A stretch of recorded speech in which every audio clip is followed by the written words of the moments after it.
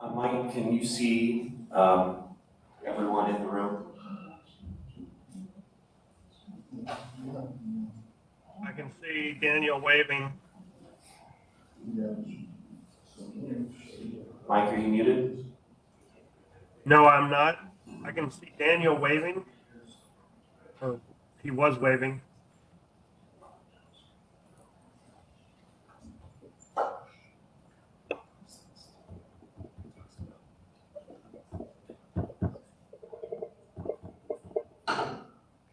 Try that. Hey, Mike, can you try speaking, please? Can you hear me now? Yes. Okay.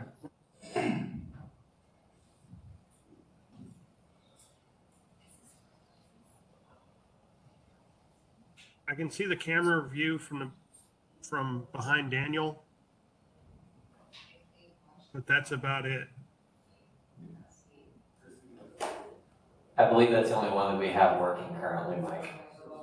Okay.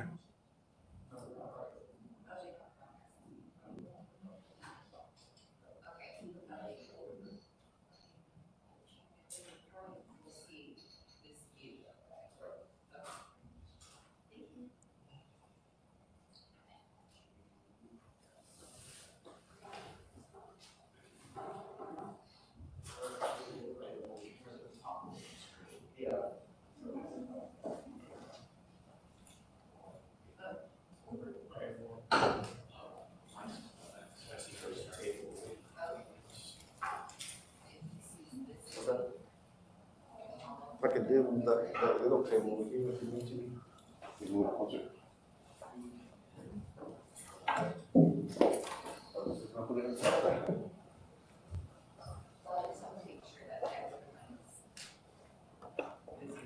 Just put it in here and then. Excuse me, Daniel. Take your seat. We're just gonna move this.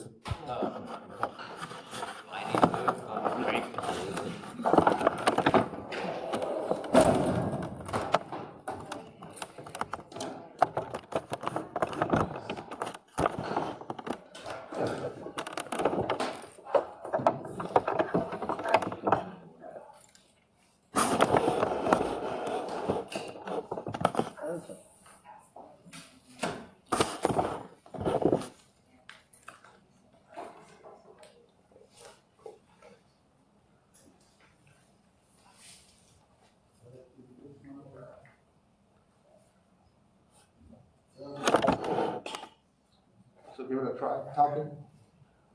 Can everyone online hear me? Can we test the speaker's podium as well real quick, make sure that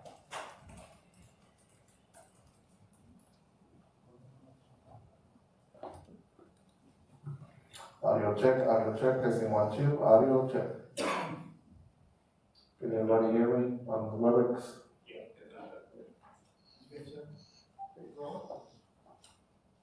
We're recording? Yes, we're recording. All right, this is the meeting of the Comprehensive Land Use Plan Committee on July 12th, 2022. We have a meeting and I call this meeting to order. We have a quorum and I call this meeting to order at 8:49 a.m. Welcome everyone. Just a few quick housekeeping notes before we get started today. One, members, in order for you to count towards our quorum, we need to make sure that you have your camera on. That's what state law requires.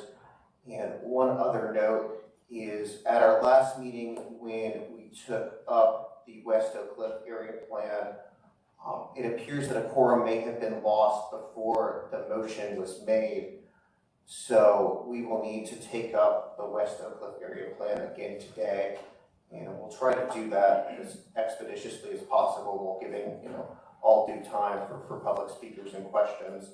And of course, you can vote however you want on it, but that is the game plan, to first take up the West Oakcliff area plan, then do Hensley Field. And we'll hear public speakers with each individual item as opposed to at a separate point in this meeting.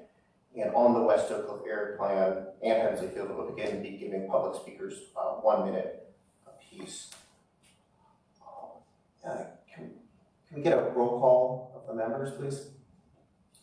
Brent Rubin, Here. Deborah Carpenter, Here. Dustin Bullard. Here. Jasmine Anderson, Present. Jennifer Engel, Present. Jerry Hawkins. Here. Krista Nightingale, Linda McMahon, Lynette Aguilar,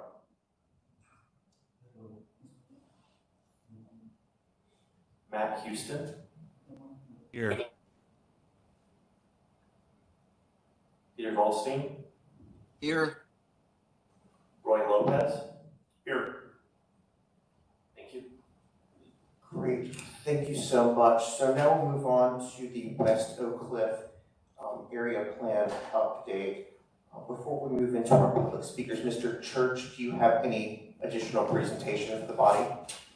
No, we have no additional presentation. Okay, great. Then let's move into our public speakers on the Vocab update. I have a list of individuals who have signed up to speak.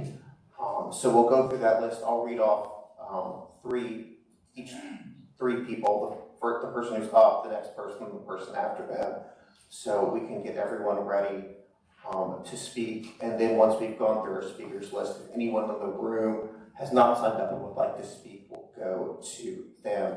Additionally, we have a member of city staff here to translate today, Mr. Del Castillo. So if you do need a translator, could you please let us know? Can you translate? On the need for the translator. Mr. Del Castillo.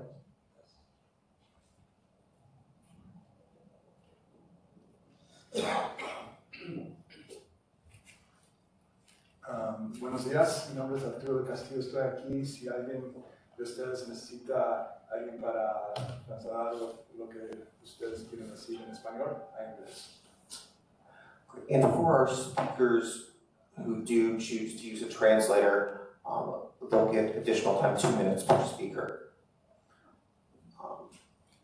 Mr. Price, do you have a time the speakers? You said. 1 minute for speakers not using a translator, 2 minutes for speakers using a translator. Thank you. All right, and now we'll go to our public speakers. First up is Mariano Pintor, followed by Ramiro Luna, followed by Ambar Hinojosa.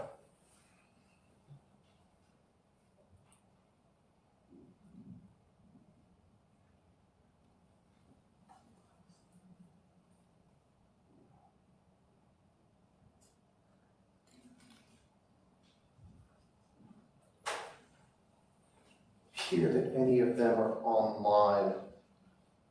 Natalie Medina.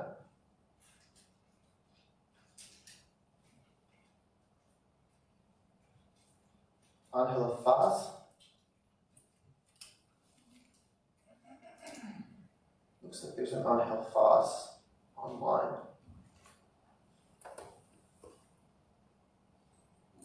Are you there? Yes, I'm here. Okay. This is Angel Paz.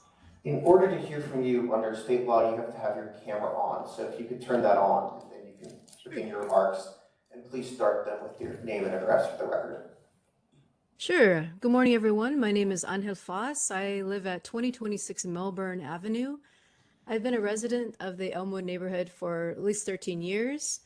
And I first want to say that I'm in support of the West Oakcliff area plan, specifically the pages recommended for 128 and 129 of the draft document. The areas within 1/2 mile of the Dart Light Rail Station consider creating a zoning overlay, proposing conservation districts, create a new infill residential zoning category to permit missing middle housing types, including accessory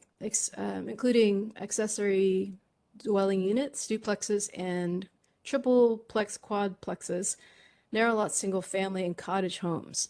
And I'll tell you why that's important. For me, I've lived here since 2013, And what happens for the people at City Hall, because since I feel like there's a disconnection between the working poor and what happens at City Hall, is that people's belongings get put out and then you get gentrified housings. Or you see these white and gray houses put up. And I realize I'm out of time, but thank you for your time. And I'm hoping that you guys make the right decisions for the city of Dallas. Thank you. Thank you. Next up is Mariana Griggs, followed by Anna McDonald, followed by David Dockery. Good morning. Morning. My name is Mariana Griggs. I live at 2114 Boyd Street in Dallas in District 1. I rode my bike and the train to come here today. I'm not opposed to mass transit or transit-oriented development. I appreciate it, and I think that when it works, it's a great thing to have.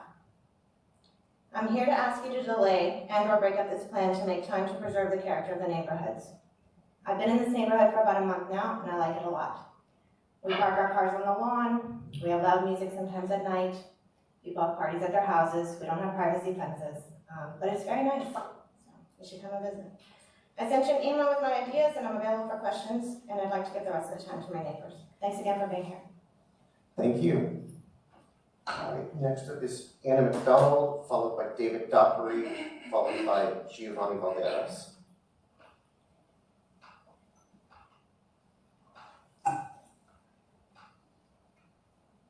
I'm not seeing Ms. McDonald or Mr. Dockery online, so Mr. Valderas, whenever you're ready.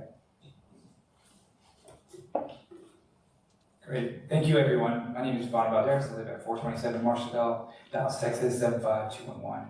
At the last meeting, there was a lot of discussion of the importance of the missing middle and how density was needed in this plan. However, this plan and the staff who helped craft it, unfortunately, do not understand or do they care about the community sentiments. If you really want to discuss density, our neighborhoods already have multifamily housing in single-family neighborhoods because Latino families who largely make up the West Oakcliff area tend to be multi-generational households. I know because I grew up in Oakcliff, and at any one point in my life, I had aunts, cousins, and grandparents living in one household with me. These communities are multifamily because that's our culture. That is how we survive. This plan threatens to displace hundreds, if not thousands, of working families and businesses. But most importantly, this plan perpetuates white supremacy. Planning displaced those families in Little Mexico, in Fair Park, and State Thomas area, so we have to remember that. So in closing, I ask you to oppose a blanket approach to this plan. It should be broken up into smaller sections, each adjusted on different timelines with a more robust engagement plan and approach. Thank you for your time. Thank you, Mr. Valderas. Next up, Yolanda Alameda, followed by Christine Hopkins, followed by Ruben Perez.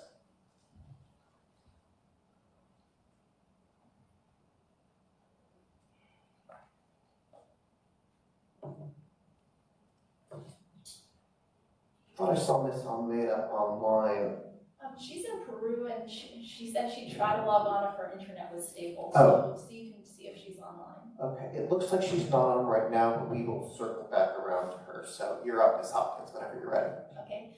Good morning. My name is Christine Hopkins, and I'm here on behalf of David Dockery, Myra Chavez, and the South Edgefield residents who are advocating today for their neighborhood to be exempt from the missing middle housing recommendations of the West Oakcliff area plan. We really appreciated the motion that was made last time with the number of recommendations that are going to CPC. We're here to ask for one more recommendation, and it's that one Southfield Edgefield neighborhood be exempt from the missing middle housing recommendations until the city planning department has more time to do outreach in that neighborhood.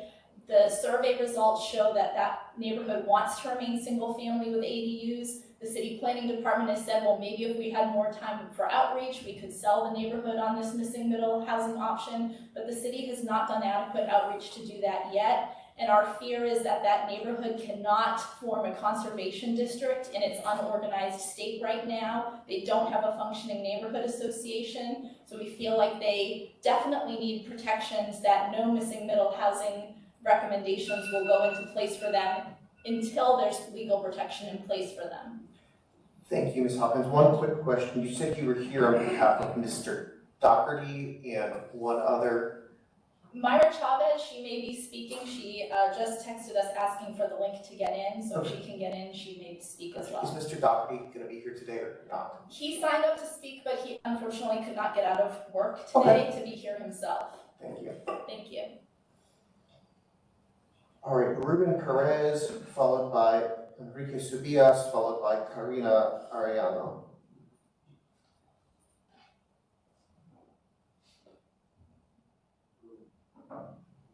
Whenever you're ready.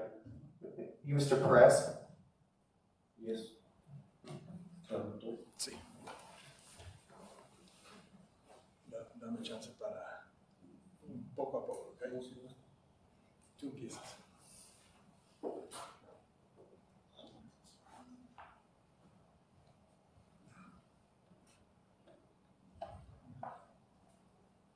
Hola, me llamo Rubén Pérez, vivo en 810 Sur Windermere Avenue.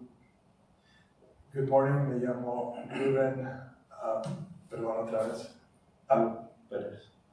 Good morning, my name is Ruben Perez. I live in 810 Sur Windermere South Windermere Avenue. Hoy estoy aquí otra vez para hablar de el bien que se hacen los talleres. I'm here again this morning to let you know the good work that the auto shops do. Todos los negocios autocéntricos en nuestra comunidad de Oakcliff. Yo he vivido toda mi vida en Oakcliff. All the auto shops in our neighborhood in Oakcliff, I have lived in Oakcliff all my life. Todos los talleres de este barrio son parte de la comunidad. This neighborhood is part of the community. Desde que era niño, estos talleres han estado aquí ayudando a la comunidad hispana. Since I was a kid, these auto shops have been serving the community since I've been a kid in this neighborhood. Y no nomás de esta área, pero de todo área del Metroplex. And not only this area, but the whole Metroplex area. Gente viene de muy lejos a Oakcliff para arreglar sus carros. People come from very far away to this area to have their cars serviced. Hace 2 semanas votaron a quitar las palabras del plan que afectaran lugares autocéntricos. 2 weeks ago, they voted to remove the language that would affect the autocentric uses. Y eso sería un bien para la comunidad de Oakcliff. And that would be very good for the community of Oakcliff. Por favor, hoy voten de la misma manera. Today, please vote in the same manner. Y hay que dejar a estos negocios que sigan siendo una parte importante. And let these auto-centric uses continue to be part of the community. That's the speaker's time. Muchas gracias. Thank you. All right, Enrique Subias, followed by Karina Arellano, followed by Samuel Narvaez.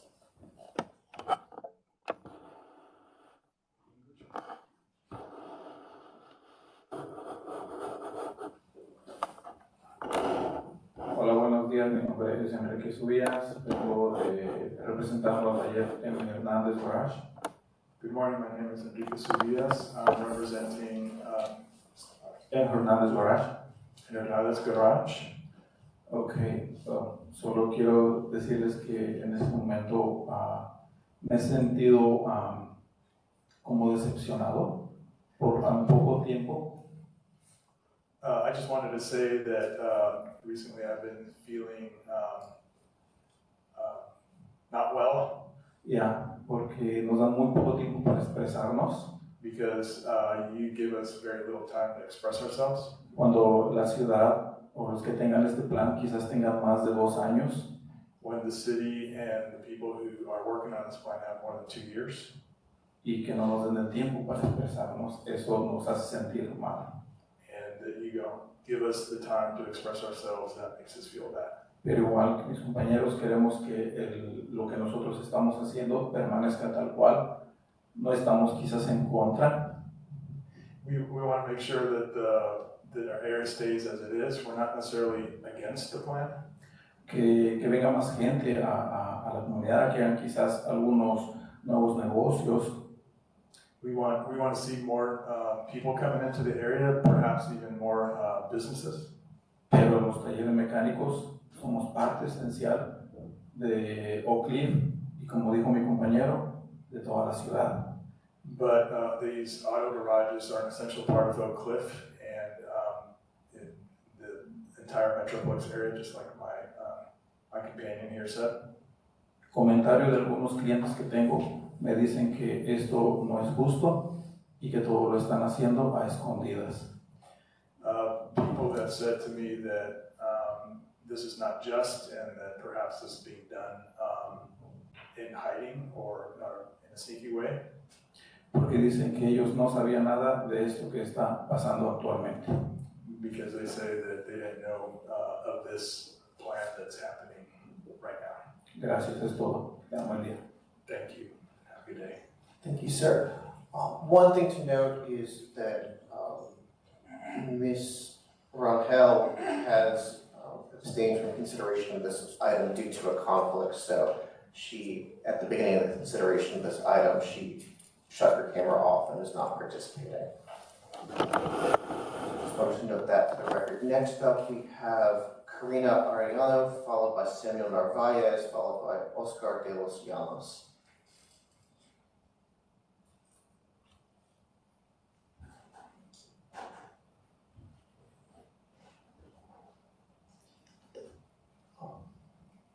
Mr. Mana.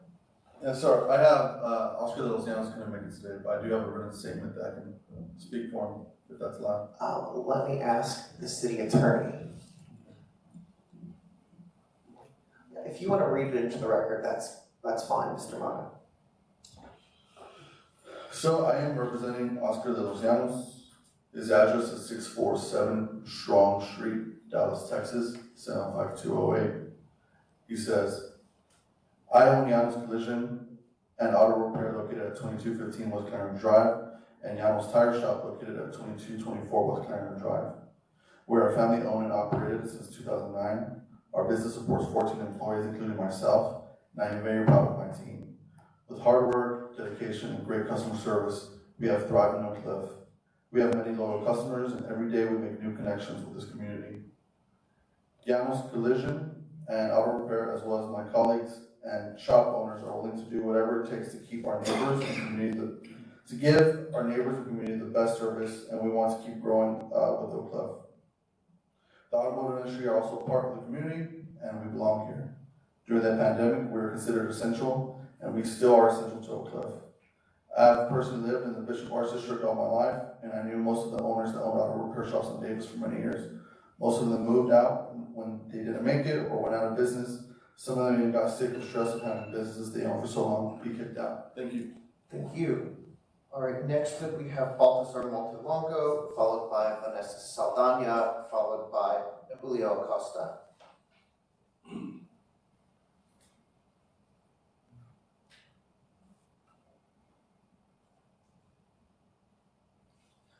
Whenever you're ready, sir. Hola, buenos días. Mi nombre es Baltasar Montelongo. Trabajo en un taller mecánico que se llama Las Vegas Auto Service. Good morning. My name is Baltasar Montelongo. Baltasar Montelongo. I work in a auto shop. Las Vegas Auto Service. Las Vegas Auto Service. Nosotros tenemos aquí 10 años trabajando en este taller. We're here 10 years working in this auto shop. Somos 4 mecánicos que tenemos familia cada uno de nosotros. We're 4 workers, so each of us have a family. Que dependen directamente de lo que nosotros hacemos. That depend directly on the work that we do. Aparte de la familia que tenemos en México, que tenemos que también ayudar económicamente. Besides the families, we have others who depend on us economically. Sí, yo creo que nos afectaría a todos si pasa esto, porque aparte de nosotros, nuestros clientes, la mayoría viven en el área, les afectaría a ellos y a nosotros.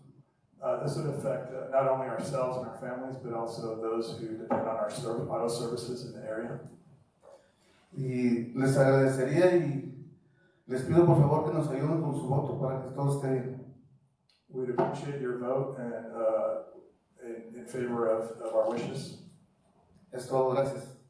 Gracias. Thank you. All right, next up we have Vanessa Saldana, followed by Julio Acosta, followed by Victoria Farrell Ortiz.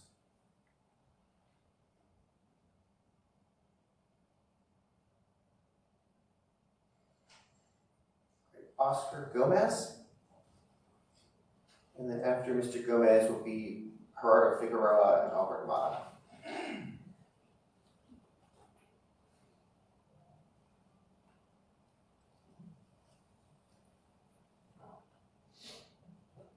Oscar Gomez is not here today, I'll be speaking for him. And here's a statement he prepared. Good morning, we are here representing Oscar Gomez. He lives at 4939 Wisteria Road, and this is a statement. I have lived in Oakcliff my whole life, and I have seen what has happened to it.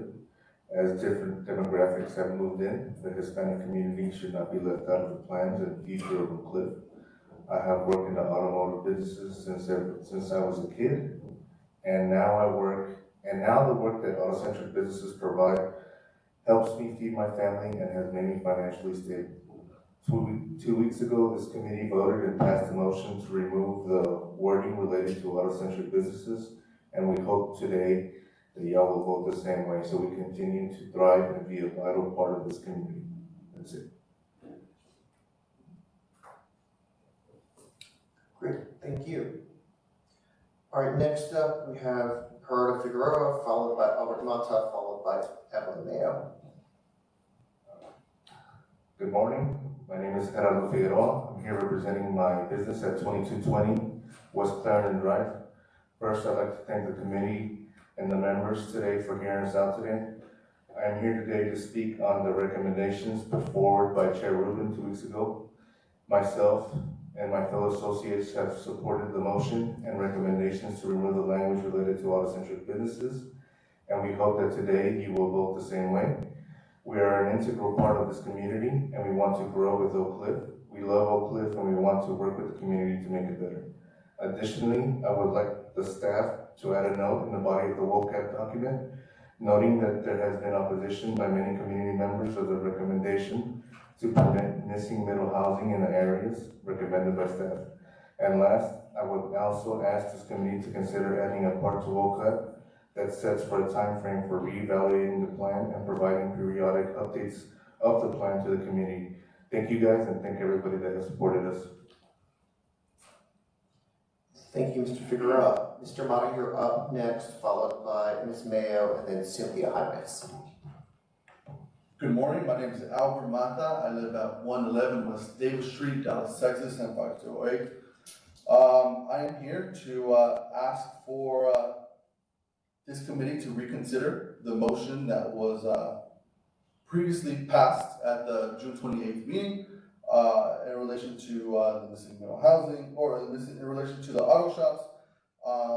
I ask that you support that again. In relation to the neighborhood of South Edgefield, which is in north of Tyler Vernon Station, we also propose that no land use recommendations be made for the neighborhood of South Edgefield. And that neighborhood be given additional time to be able to organize and to get assistance from PUD to develop a consensus and appropriate land use recommendations. We also ask that no zoning changes go into effect in that neighborhood until a conservation district or zoning overlay or other legal protection is put in place for that area. And that's it. Thank you. Thank you, Mr. Mata. Next up, Evelyn Mayo, followed by Cynthia Jimenez. Good morning, all. My name is Evelyn Mayo, and I live at 7732 Village Trail Drive, Dallas, Texas, 75254. I'm here also to speak in support of the motion that Chair Rubin made at the last CLUP meeting. We believe that this addresses the concerns raised by the auto repair shops, and we hope that today you affirm that vote and continue passing this along to the CPC. And I appreciate y'all's patience and willingness to hear out the community on this issue. Thank you so much.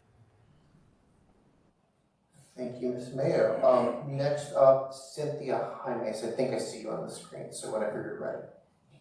Hi, my name is Cynthia Jaimes. I live on 2610 Wilton Avenue. I have been a lifelong Oakcliff resident, and I'm here today to represent all of my working class and poor neighbors of color who could not attend this meeting because, once again, it is scheduled during the workday instead of in the evenings when the most working class folks are available to be involved in matters that directly impact their community and their lives. I am here today to ask that you not only vote to remove the language that directly targets auto-centric businesses, but that you realize how much community distrust this whole process has caused, and that you please consider not only breaking this down into smaller projects, but also in delaying some of these deadlines so that people have the opportunity to be involved. I have lived in the same house my entire life, and over the last 2 years, I have not known anything about Vocab until just this March. And I have done everything I can to contact my neighbors, and they have all felt the same way. Thank you. Thank you, Ms. Jaimes. Is there anyone here in person who has not had an opportunity to speak yet who would like to speak? Yes, ma'am, whenever you're ready.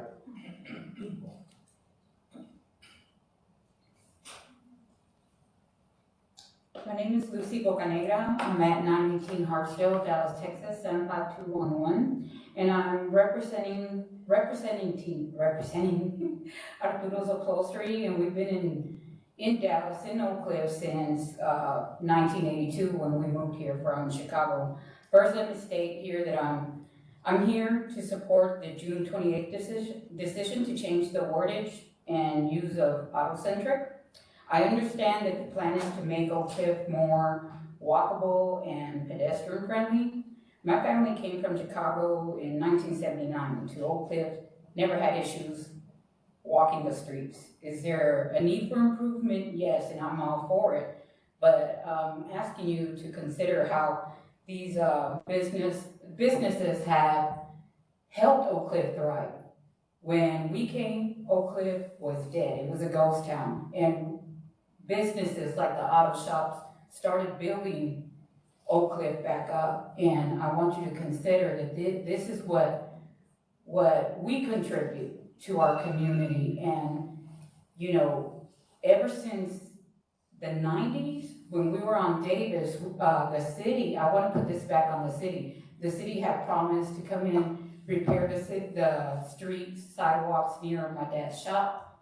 Never happened. It never happened. So, you know, okay. Well, thank you for allowing me to talk. Thank you. All right, is there anyone else here in person who would like to speak? Yeah, we have one more.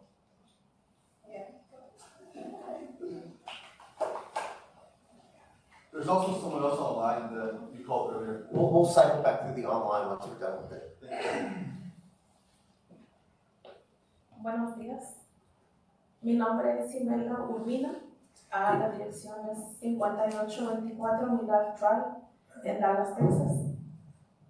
Good morning, my name is Imelda Urbina. My address is, to the extent, 5824 Millard Drive 5828 Millard Drive in Dallas, Texas. in Dallas, Texas. Represento al taller Champions Auto Service.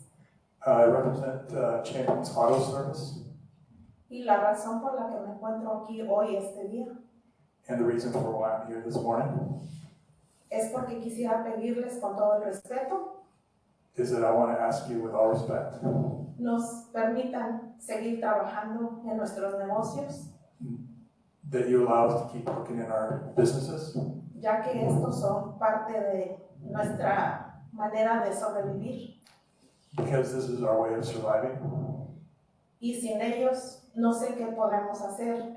Yo he dejado mi trabajo que tenía anteriormente para apoyar a mi esposo. And without this work, we don't know what we would do. I left my job recently to help support my husband. Y de él dependemos, él y nuestra familia. And we depend on him, and our family depends on him. Tenemos clientes que están súper sorprendidos con estos cambios que quiere hacer la ciudad de Dallas. We have clients that are very surprised at the changes that the city wants to have. Y la verdad, los comentarios que nos han hecho ellos dicen no estar enterados. Aún nosotros como dueños de los negocios no hemos tenido ningún aviso, nada de parte.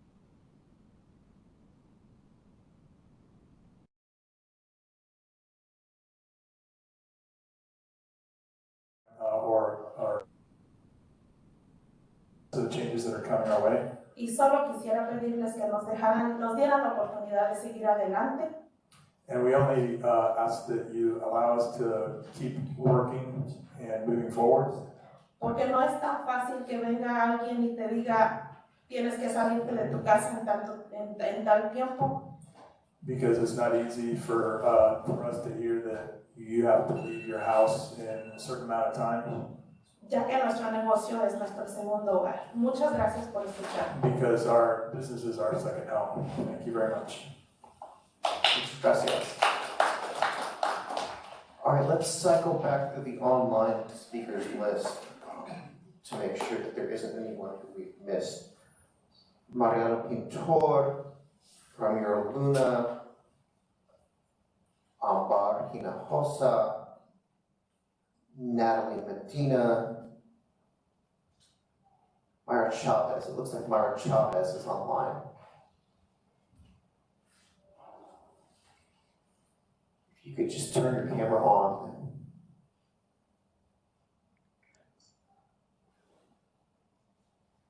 Hi, good morning. Can you see me?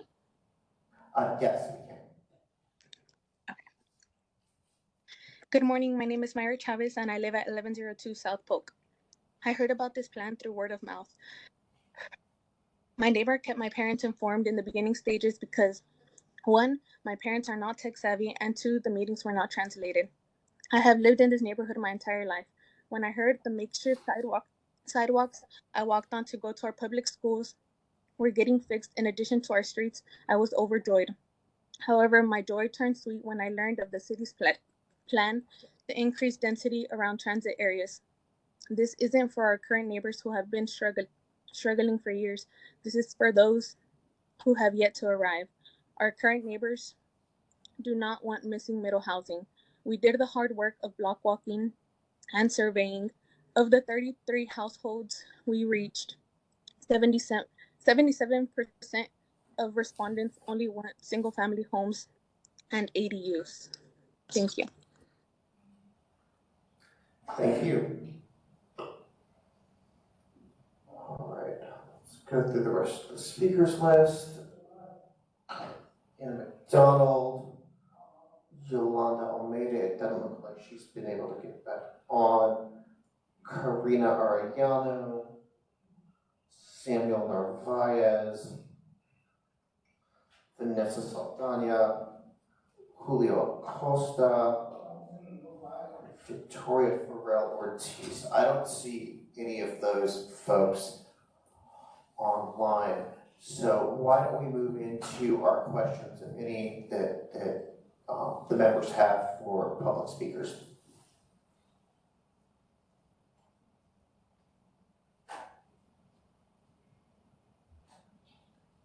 All right, it doesn't look like anyone has a question for any of our public speakers. Any questions for city staff?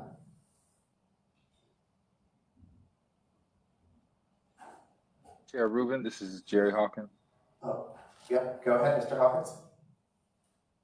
Chair Rubin, one of the speakers, the public speakers, said that a suggestion you made in the last meeting addressed some of the concerns of the public speakers.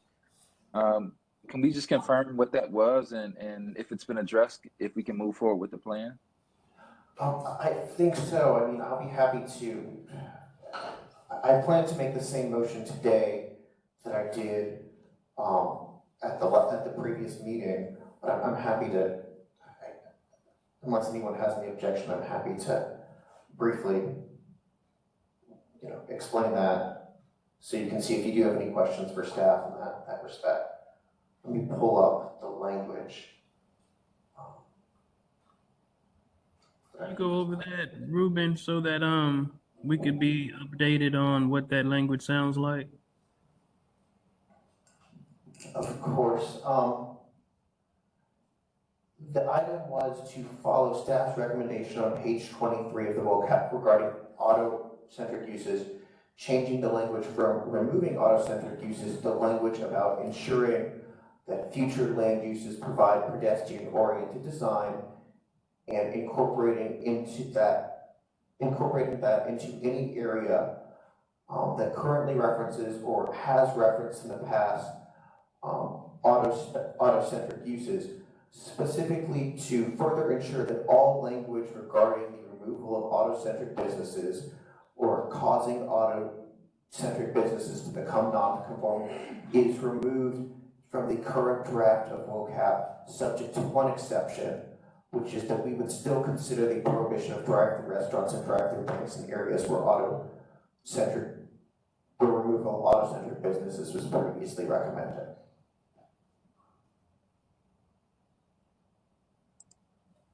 I'm gonna speak, Mr. Chair. Yes. So I'm concerned about. I know that the vocab plan called out auto-centric businesses, and they have come and voiced their concerns.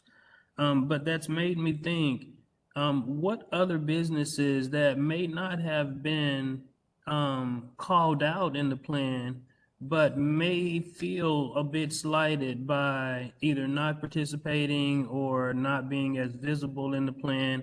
I'm concerned that other business types, while we fully support the motion and changing that language to be more auto-centric friendly, and I think that's really important.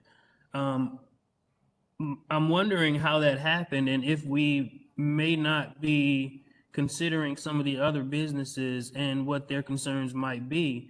And I guess ultimately, did the vocab plan consider economic development and business development and these things in its overview so that we can ensure that we are thorough with our approach? I'll turn that over to Mr. Church, if that's all right. Sure, yeah, thank you for the question. So in terms of other business types, the area plan does not make specific references to any business types in terms of making any uses non-conforming, other than, as you see in the motion, or as Chair Rubin will make in the motion, references to drive-through banks and drive-through restaurants. Besides that, no other specific uses are mentioned, and that's intentional because the intent through these authorized hearings and through the area plan is not to make any sort of specific use non-conforming. Again, through those authorized hearing processes, there's a process for that, but the area plan is not recommending anything of the sort. In terms of economic development, we do have an entire section in our inclusive community development and quality of life section. There's an entire section of about 7 recommendations that relate to promoting small businesses, and those are helping to expand programs that our Small Business Center and Office of Economic Development have, expand those specifically into West Oakcliff. But at the same time, it's also worth noting that this is first and foremost a land use plan.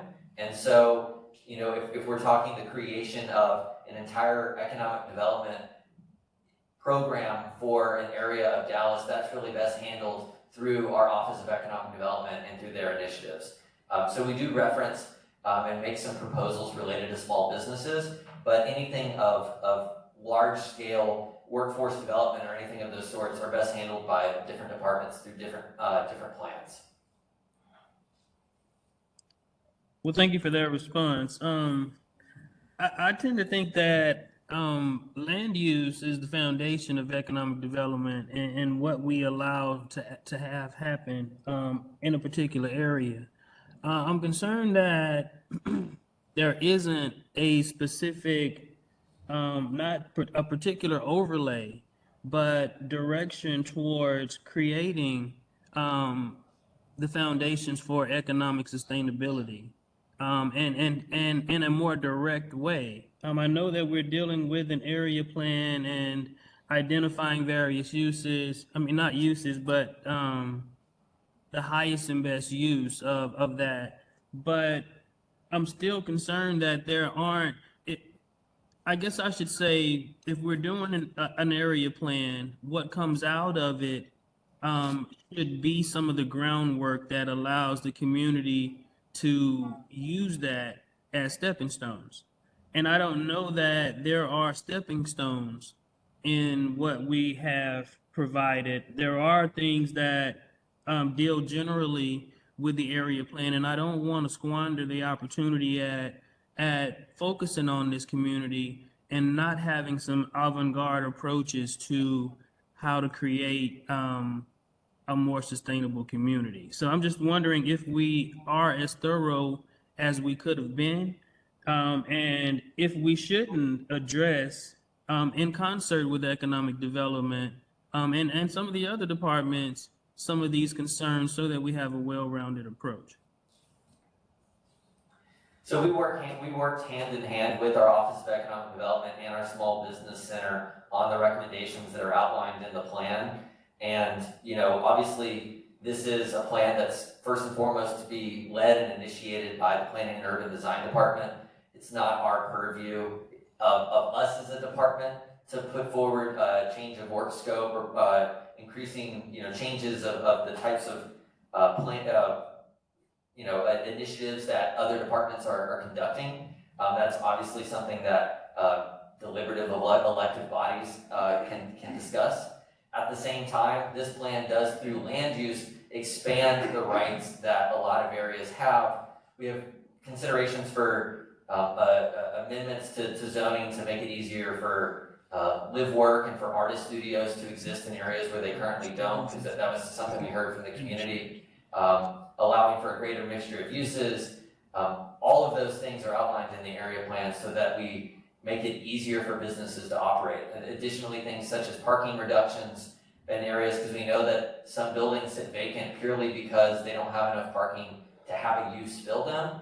And that's a lost opportunity for the community and for the city to have a vacant building. And so trying to identify those barriers and break down those barriers that we know exist in our zoning, that is something that we have specifically outlined in the area plan. So I'd be happy to answer questions about that. Yeah, it's an opportunity to include the other departments and agencies in this conversation, especially with an area plan. And I know we all have our own, I guess, marching order, so to speak, for each department, but we often will do a complete area plan from the standpoint of planning and urban development, and leave out the other departments because it's not under their purview, and we're not creating a comprehensive approach for the residents. And then the residents are then forced to go through separate efforts with each department. And I think that we need to be a little more comprehensive and clear about how we approach an area plan. There's a lot more to it than just urban planning and urban development in order to be effective. So I'll come off of this high horse for a second, but I just wanted to make sure that we are being inclusive of the other opportunities and not missing those, because I don't know if we'll approach an area plan for a while after this goes forward. Thank you, Mr. Chair. Those are all my comments. Mr. Lopez? Mr. Chair, I have a question for Mr. Church. Mr. Church, you know, with regard to the area plan and its focus on auto-centric businesses, what was the community saying about these auto-centric businesses? I think it's important to get the other side of the story as well. What was it that transpired or has transpired over the years that made this an issue specifically to auto-centric businesses? I think it's important that we hear that side as well. So I don't want to speak specifically for any one neighborhood association or neighborhood group, but what I will say is, you know, whenever we ask broad, open-ended questions about what would you like to see in these different focus areas, so like Hampton Clarendon was an area, or downtown Elmwood was an area, you know, sometimes we heard from folks in the community that concerns about certain uses, such as the auto repair shops, and when we asked further about that, that had to do with noise, hours of operation, obstructions on the sidewalk, parking in the front yard, violation of what's allowed in code, things of that sort. So those are mostly code issues that some of those can obviously be specifically addressed through zoning, but others of them are just matters of code enforcement. And so that was, I guess the starting point. In terms of when we asked specifically about, we had kind of some visual preference surveys that we did of different types of land uses, building forms of what people wanted.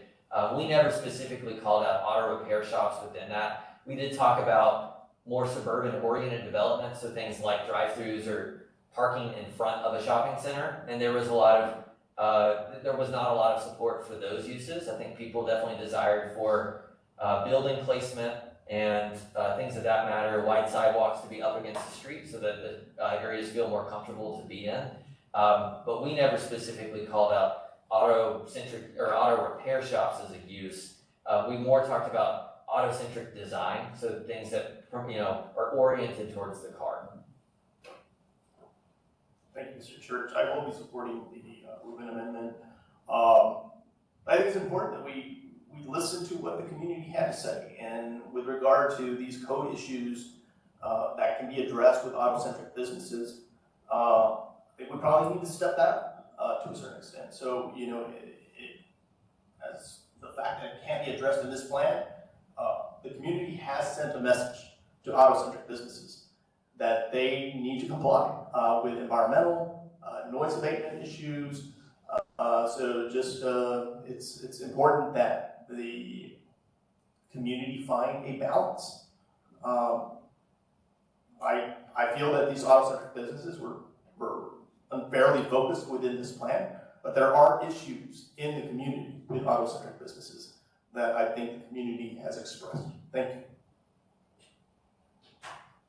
Thank you, Mr. Lopez. Any other questions for staff? Mr. Carpenter. Yes, Mr. Church. I read every page of the 178, 179 page document. And the clear impression I got from the document was that the community was fairly united in wanting to maintain the single-family character of their neighborhood. So I was a little surprised myself when I got to the recommendations and saw that the staff was strongly advocating, the increased density along, say, Jefferson, which is the high frequency bus route that the report references as if you have property within a quarter mile of that particular street, there would be some other denser missing middle types of housing that would be advocated. And there were also specific recommendations for the half mile from the transit-oriented stations. And the impression that I got from the report consistently was that the message was loud and clear that the mostly Hispanic community wanted single-family homes. They did not want parking overflowing into their neighborhood. They were willing to look at ADUs and maybe some duplexes with some design considerations.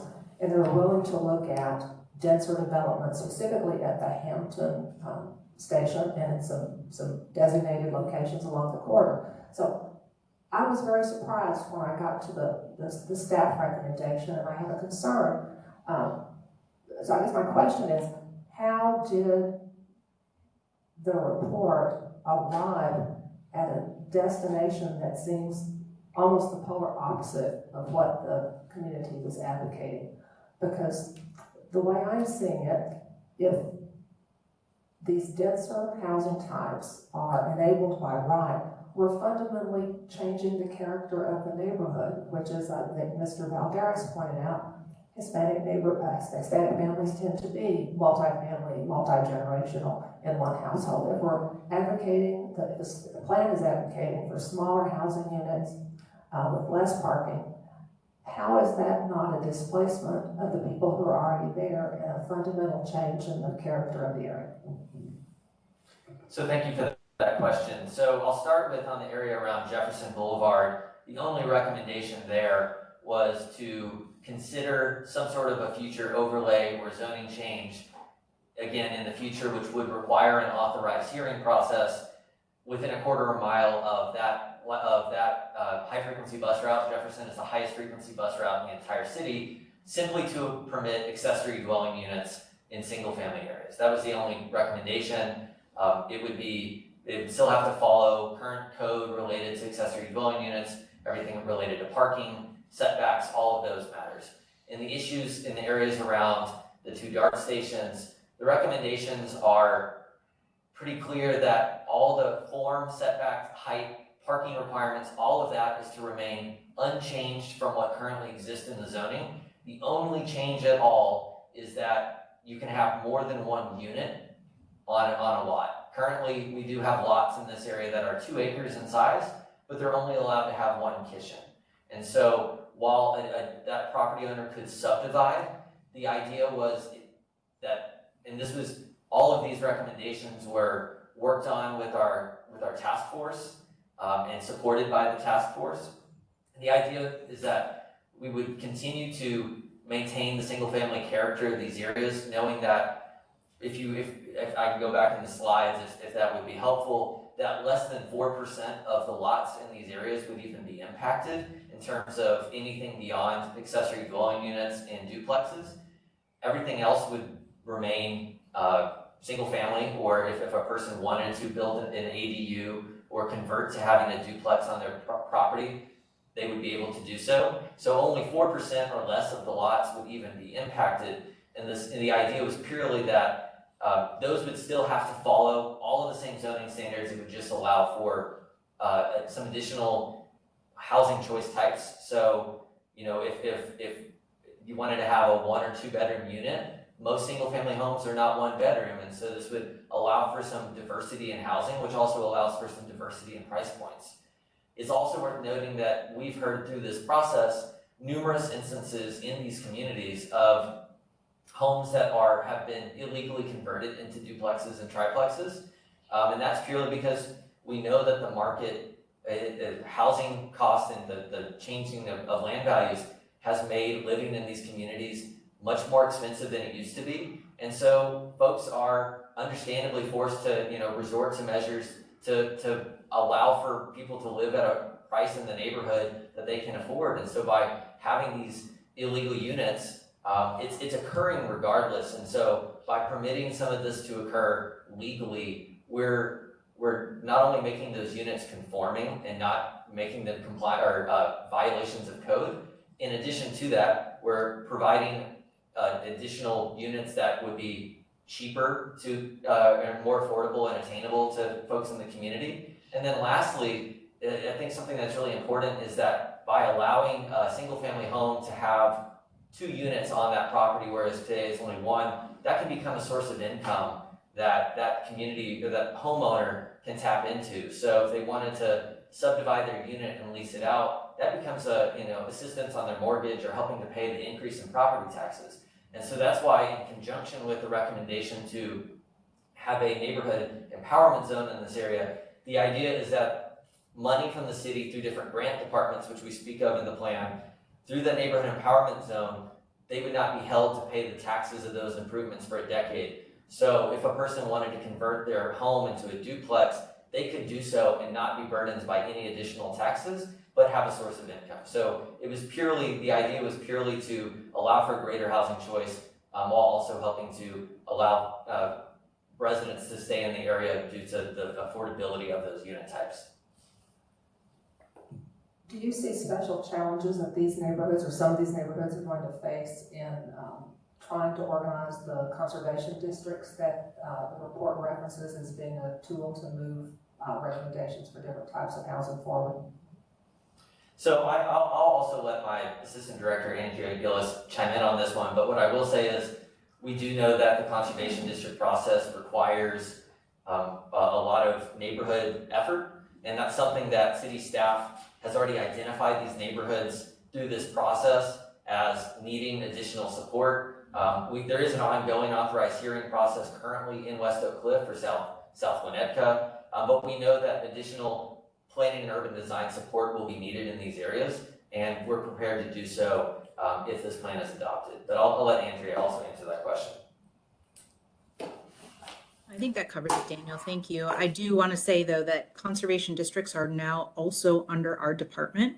So that part of the work was when we brought in some of the zoning components, when we brought in the planning, when we brought in conservation districts, understanding that, really trying to blend all of these together. So we're not working in silos anymore.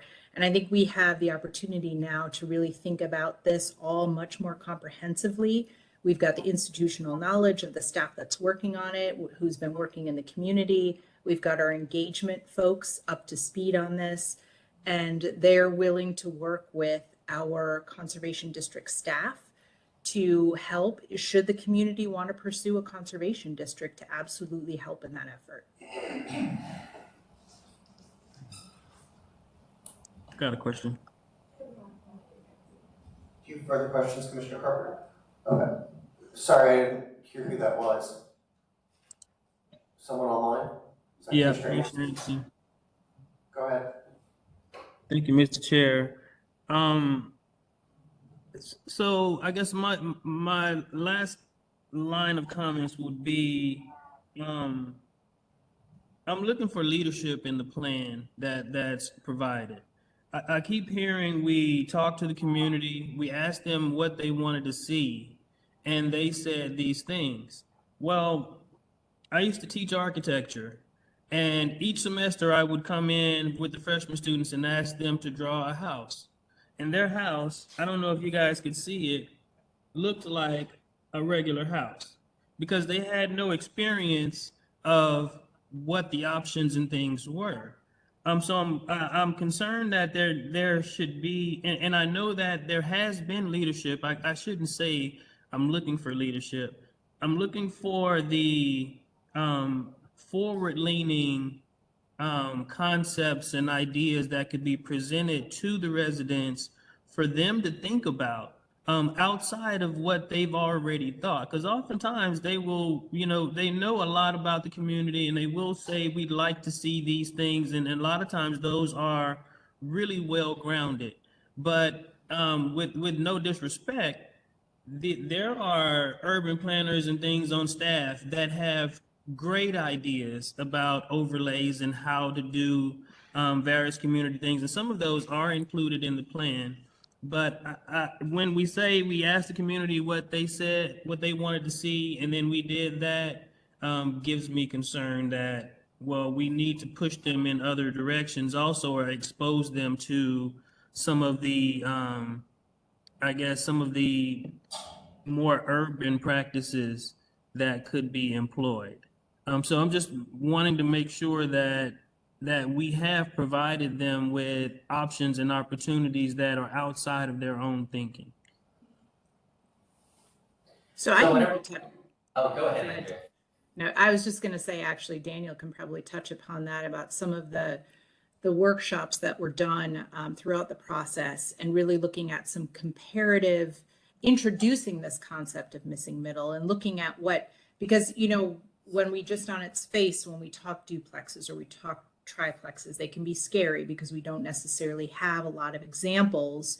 And especially in the past, we haven't, well, in the way past, they were designed very differently. Some of the new models have been not really in great context with existing neighborhoods.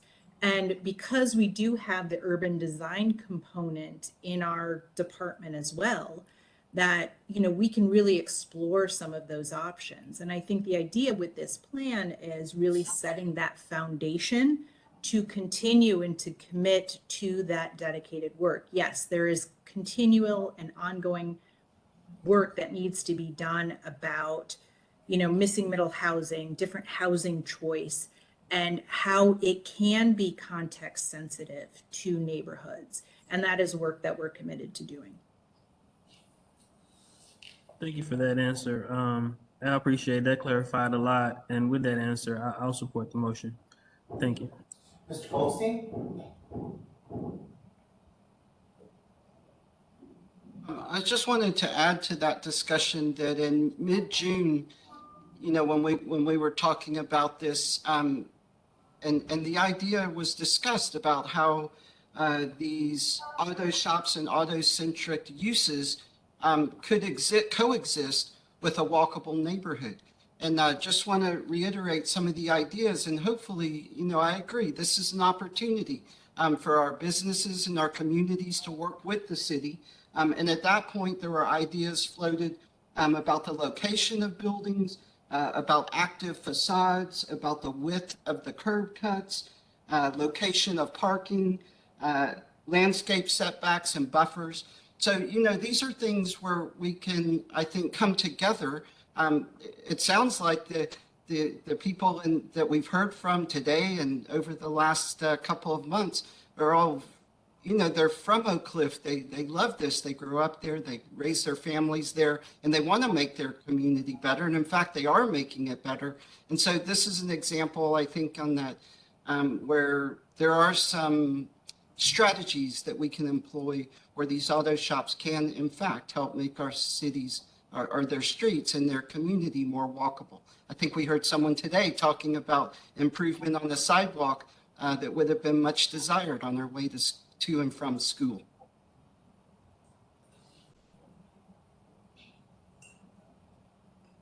Commissioner Carpenter, do you have additional questions? I thought I saw you. Yes, Mr. Church, going back a question or two, the answer you gave about respecting the underlying, zoning of the existing neighborhoods. I know we touched on this a little bit last time, but I think we have people here who weren't present for the discussion last time.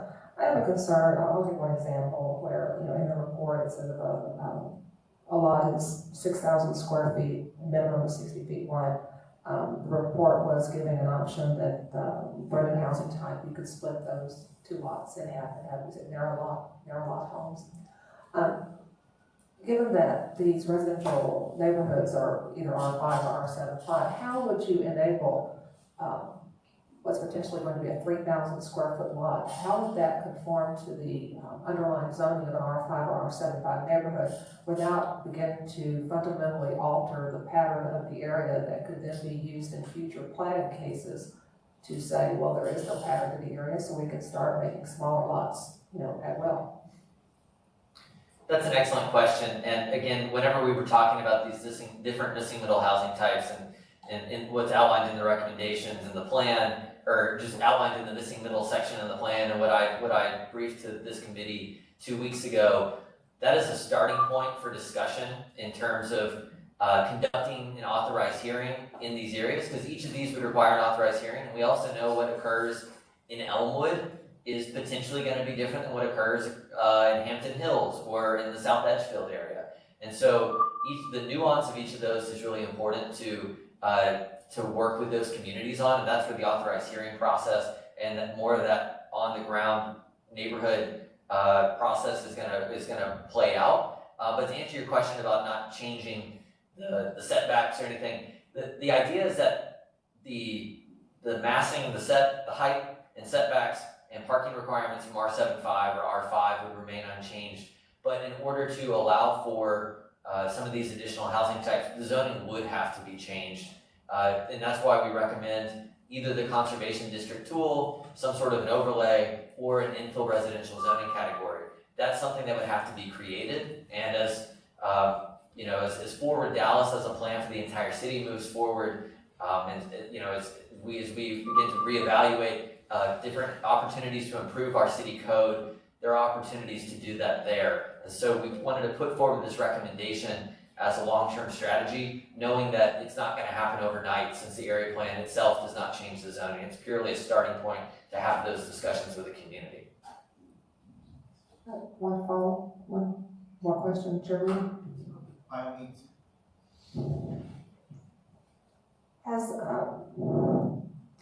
Those of us who spend a lot of time dealing with zoning cases realize that while we might eat and drink and sleep and live zoning, or most people, normal people, do not do this. And I'm getting the impression that for a pretty broad swath of the community, this plan that we're pretty much familiar with, and you're certainly familiar with after a couple of years, is new to them. So I'm having a struggle with moving forward a plan where there seems to be a real disconnect between the level of awareness in the community and what the report actually says the community wants and what the recommendations are. So I guess my question is, has there been any intention, now that this seems to be more on the community's radar, to have broader community meetings to discuss whether it's the, I think we pretty much come to a consensus on the removing the auto-centric language, but, to assuage some of the fears that people have about what is in this, this document, and also to deal with the whole question of density and missing middle as it may be that the community comes around to some acceptance of missing middle. I think at this point we're missing a good opportunity for engagement and education. And I certainly don't want to move something forward now in a community that has expressed distrust of the pace and the transparency. So at this point, for me to vote to move the document forward, I would have to almost see a rewrite of the way the policy and the way the report is giving these recommendations for density, making it more clear that these are the staff's recommendations as a viable way to move forward, that this really doesn't have comprehensive, we never get comprehensive buy-in, but I'm just not comfortable with the level of buy-in that I'm getting from the community and the way the report is written with this ringing endorsement. So do you have any? So, sure, yeah, so, as I mentioned in the last two briefings, we've had 29 different public meetings, so we had 14 meetings that the city organized, and we had 15 additional meetings that were organized by neighborhood associations, and city staff went and presented and worked with the community to get input. Specifically in the South Edgefield area, we did have some, we've had meetings and we're continuing to have ongoing discussions with neighborhood leaders in those areas to ensure that what we're putting forward in the plan is something that they can support. We are currently still working with community leaders in the South Edgefield area, and if this plan is to advance forward, and when it's taken to City Plan Commission, one of city staff's recommendations is to consider some further amendments to the language to ensure that it's something that the community supports. Thank you. Members, any other questions for staff? All right, it doesn't look like there are any further questions. I'm going to hand the chair off to Commissioner Carpenter so I can make a motion.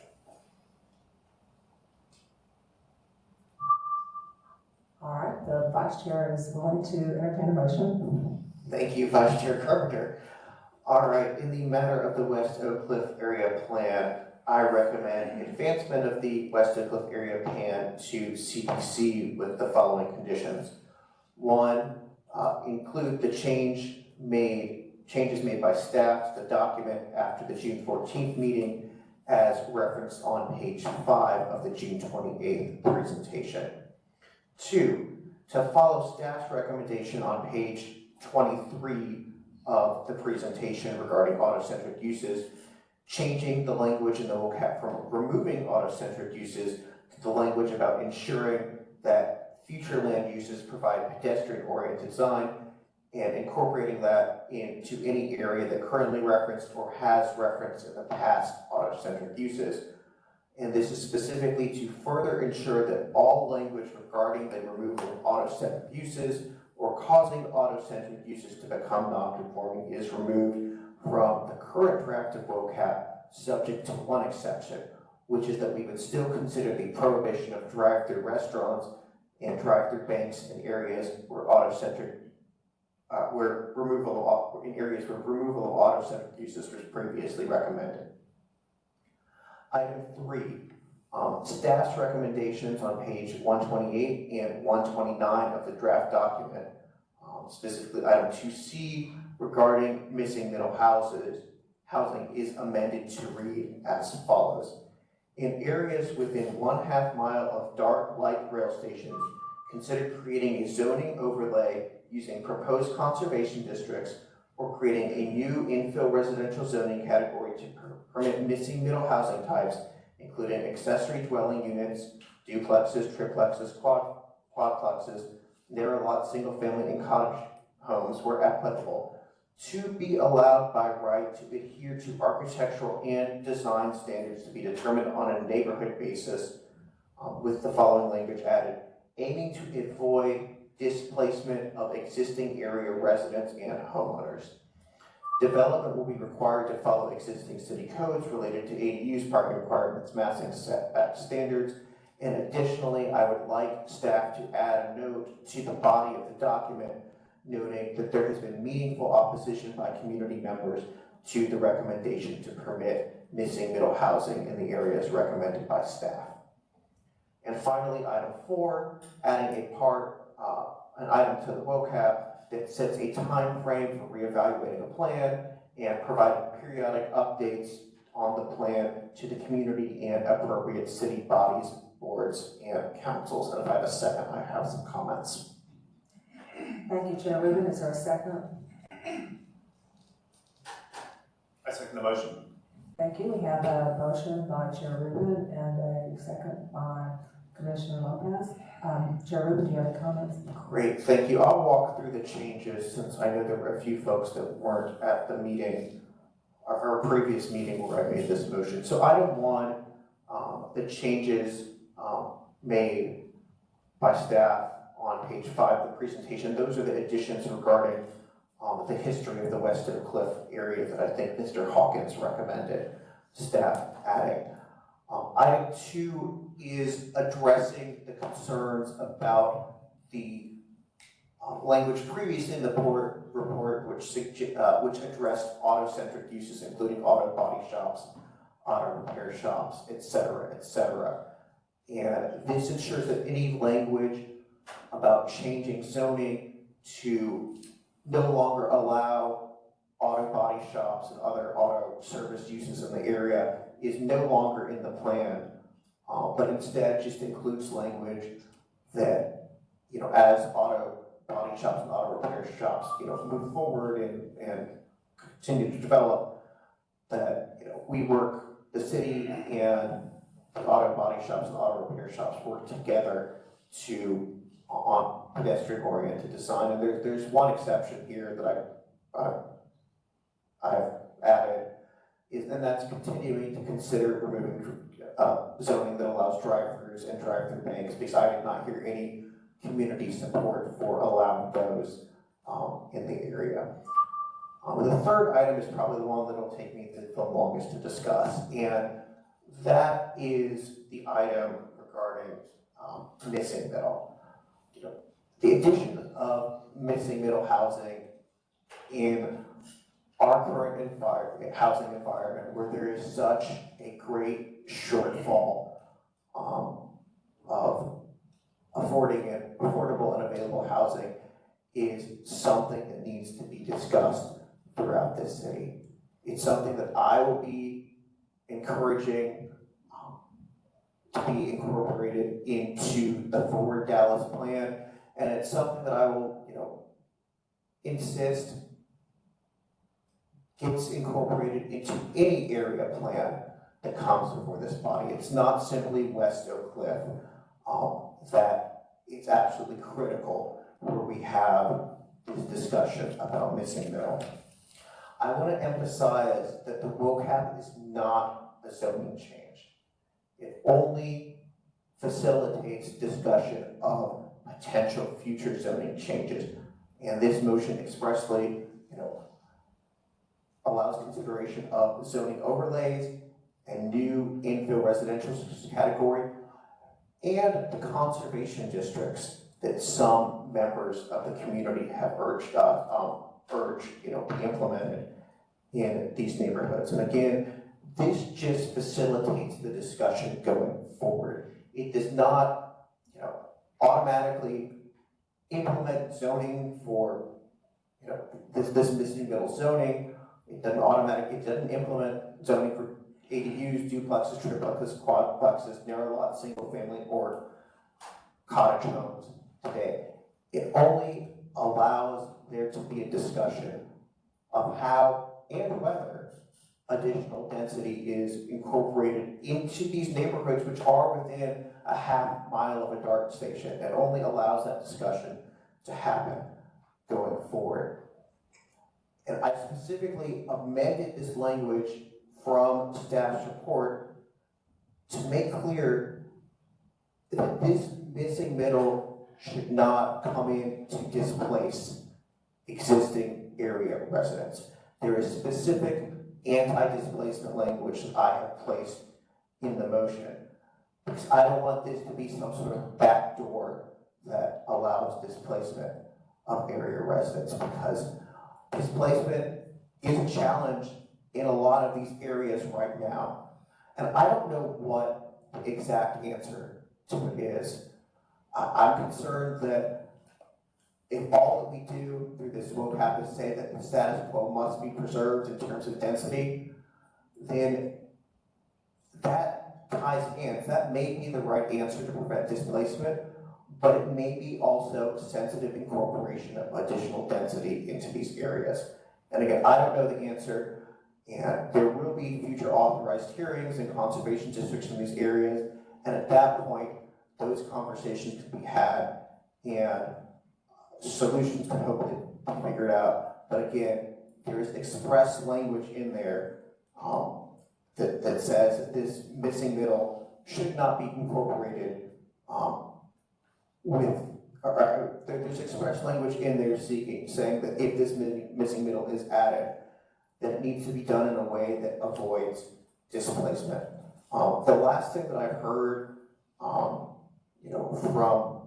I think Commissioner Carpenter and other members of the community is that this language doesn't, or this part of the plan regarding missing middle doesn't address community concerns about adding density. So I have even strengthened the language that I've had from the motion that I made at our last meeting.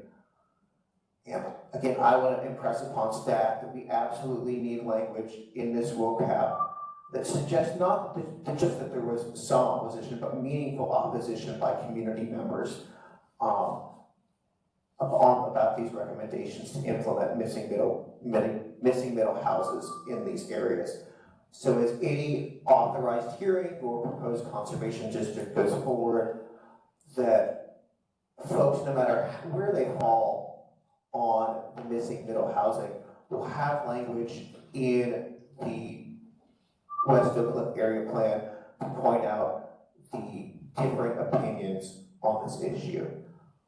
The last item, and my last item, item 4, is just incorporating a suggestion that I thought was great by Chris Nightingale, who couldn't be here today, and that is just to set a time frame for reevaluating the plan and providing periodic updates on the plan to the community and appropriate bodies and boards within the city, because I think that as I've learned on my time on CPC, these area plans start to age at some point, and it becomes hard for folks making decisions about land use and zoning to determine how much to rely on an area plan when it gets to be 15, 20, 30 years old, and what's in the area plan doesn't all line up with what's happened over the past 15 or 20 or 30 years. So hopefully this, in vocab and in other area plans going forward, will allow us to think more systematically and thoughtfully about how these area plans age and how we continue to consider them in the zoning process. So I believe that's all I have. I would appreciate if everyone would support the motion and welcome hearing others' thoughts on it. Thank you. Thank you, Chair Rubin. Do any of the other committee members have comments? Commissioner Anderson? Thank you, Vice Chair. I'm on the fence about supporting the motion.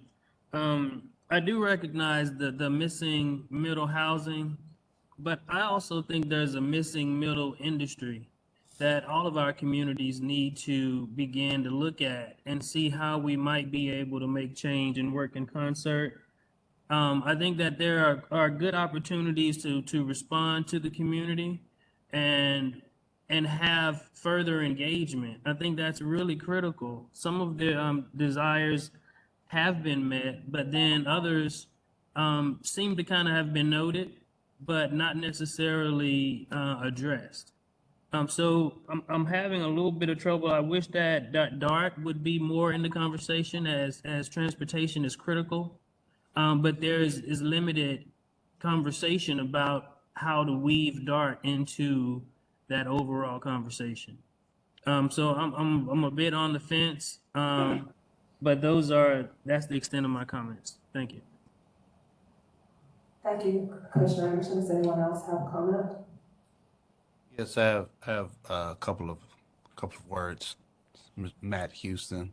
I want to piggyback on Commissioner Anderson's concerns. I stated my concerns last meeting, and it's primarily stemmed not in the need for developing or updating our plans. I think that's crucial. Also, I think that the staff is doing a great job in terms of trying to provide a plan that makes Dallas relevant as we're staying competitive in the next few decades. But my concern is primarily the amount of resistance or opposition from community organizations in those existing communities. And quite honestly, in the West Oakcliff area, as we are looking at other areas of the city, as we're creating development plans, I don't think other community organizations in other parts of the city are as organized as, let's say, communities, neighborhoods in the West Oakcliff area. And so I fear us not having an effective feedback from let's just say as we go through other plans, they're not able to voice their perspective, and I don't know if that's due to a lack of knowledge or lack of notice. And so that keeps me hesitant or on the fence of accepting this plan, because we are discussing significantly changing demographics, not only physical attributes, but also developments and things of that nature within the city limits. And I want to ensure that we have our existing residents at a reasonable space where they are heard, and we can articulate a policy that is digestible at City Hall, and also with the addition of with all of the additions to the motion, it seems confusing. And I just want to ensure that we, as leaders and then city staff, are able to articulate these policies so that citizens can understand, so that we can move forward. So I am still on the fence. I still want to have clarity and be able to present this in a more digestible way to our communities. Thank you, Mr. Houston. Anyone else? Yes, Chairman. Can I ask a question of staff real quick? Certainly. Can you talk about what you've done to engage with DART in respect to this area plan, Mr. Church? Absolutely. So we had multiple internal meetings with their development, with their capital planning team, with their bus network team, to ensure that, because at the same time that this area plan was moving forward is when they were making changes to the bus network. So we wanted to ensure that obviously whatever they were doing to change their system functionality was going to obviously have impacts on land use as well. So we worked hand in hand with them multiple times. On the DART station, at Hampton Station specifically, the city has an MOU with DART to release RFPs for development at multiple DART stations. Those RFPs are ongoing. They haven't been released yet, and that was something that's been briefed to City Council in the past. Staff is working with DART on that process as well, and our Office of Economic Development is the one who's taking lead on that. So DART has been involved with this process for the last 2 years. Great, thank you. And I have one more comment, if I may. The other point that I want to make is that CLUP is by no means the last word on the West Oakcliff area plan. It goes to the Plan Commission next, where I'm sure the Plan Commission members will have plenty of input on that as well, and to council as well. So this, if we consider this is one step in a three-step process. That is one other thing that I think I neglected to mention in my earlier comments. It merits consideration. Thank you, Chair Rubin. Any further comments? If not, Another comment. Commissioner Anderson. Thank you. What happens if the City Planning Commission rejects the notion? Does it come back here for further debate, or what happens? I would have to refer. City, do you want me to answer that? Sorry, if the City Planning Commission, right, their City Planning Commission is an advisory body, it's a recommendation. So it would be a recommendation of denial to City Council, and then it goes to City Council for final decision.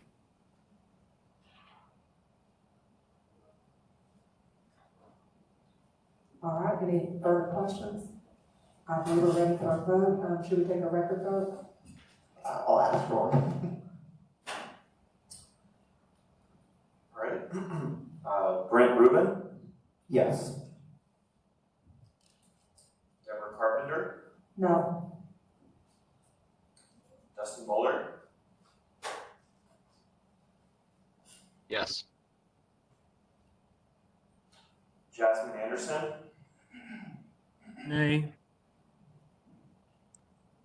Jennifer Randall, abstaining, sorry. Jerry Hawkins, No.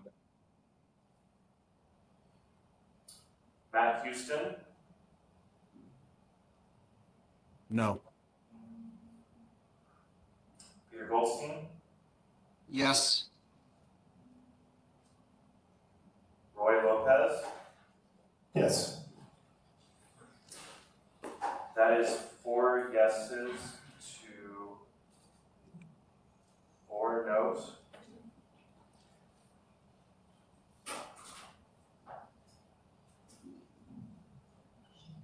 So motion fails. That is correct. So is there an alternate motion? Chair Rubin.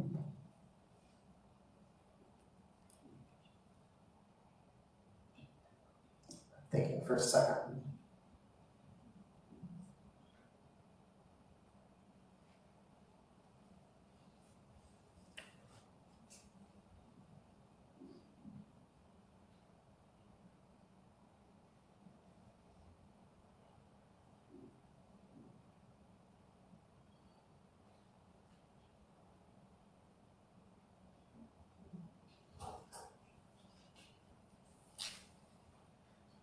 You could send it back for more community engagement. That's a possibility. All right, I move to recommend advancement of the West Oakcliff area plan to the City Plan Commission without any recommendation.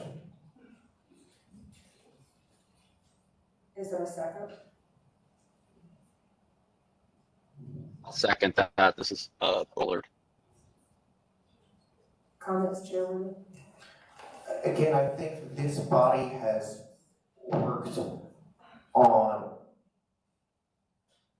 the West Oakcliff area plan extensively. This is simply passing it on to the Plan Commission in a neutral manner without any specific recommendations, so the Plan Commission can continue to consider it and make whatever decision it will make, because we have plenty of work to do on this body, on lots of other matters, and I don't know what additional things that this body can do in particular to address concerns about the West Oakcliff area plan. So again, this isn't a recommendation for a positive recommendation, this isn't a negative recommendation, it is a recommendation for CBC to pick up the pen on this and see if they can get it to an appropriate place.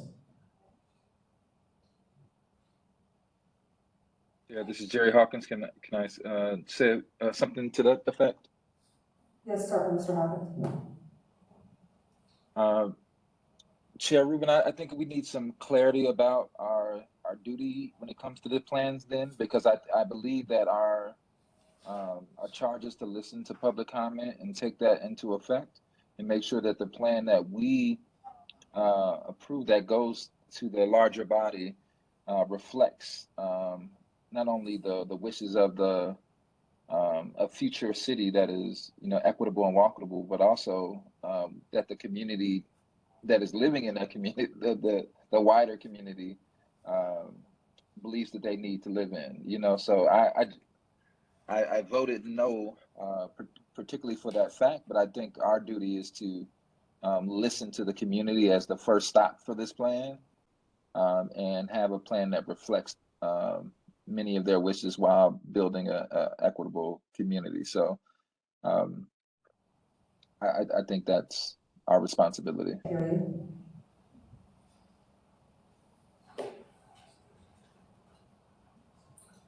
Mike, can you please speak to make sure that our audio is working? Can anyone attempt to speak, please? Check, check. Thank you. Mr. Hawkins, do you want to try again? Hello, can you hear me? Yes, we can hear you now. What did you not hear what I said the first time? We missed about the last, I think, 5 seconds. Okay. Yeah, just to summarize my comments, I believe that as the first stop for this plan, particularly when it comes to community involvement, I believe that we should be passing on a plan to the next phase that reflects not only a more equitable and walkable community, but also reflect the wishes of the community. And so the community feels good about what we're passing. So this is my summary of what I said. Do any other committee members have comments? I have a comment. Oh, Commissioner Anderson, I saw your hand was up first. Mr. Anderson first, then Mr. Houston. Thank you, Vice Chair. I think that I'm against the current motion. I think advancing the current plan where the community has expressed their concerns with it, it potentially ruins the plan for the community, because if they've already said that they'd like to see various things occur or changed, and we send it to the City Planning Commission without those recommendations, if the City Planning Commission decides to vote against it or and not in favor, when it goes to the City Council, at that point, it becomes dead if the City Council decides not to take up the plan. And I doubt that they would if the residents and everyone down the line have already expressed reservations about it.